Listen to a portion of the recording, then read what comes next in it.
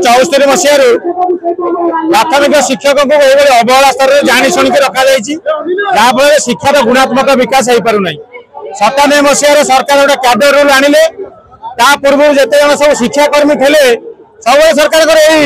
माने बजेट संचय योजना प्राथमिक शिक्षा गोटे प्रयोग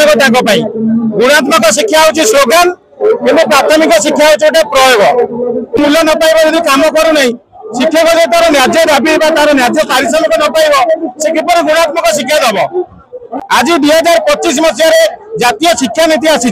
शिक्षा अधिकार आईन अच्छी कि शिक्षक मैंने आज राजरास्तार कारण हूँ एमाने केवल प्राथमिक शिक्षक नियुक्त करना सब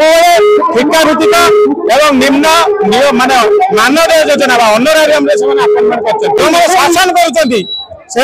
भल दरमा पाँच 4.5 कोटी पिला लोक छुआ मान पाठ पढ़ाई जो मैंने सभ्यता या कहीं निम्न माने दरमा रे कष्ट पारिश्रमिक रे बिना चाकरी सटा दाबी हूँ पुराना वर्ष वर्ष धरी आम से गोटे दाबी नहीं आंदोलन करुचु अविकल केन्द्रीय हार दरमा 42 सरकार जिते अपोजिशन पार्टी रे 2022 मसीह एक बड़ धरण आंदोलन होता नवेम्बर से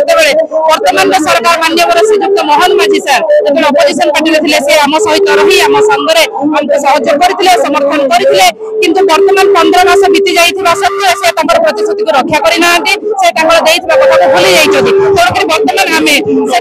प्रतिश्रुति को मन पकड़ देवाई आम पुणी आउे आंदोलन को ओह्लैछु।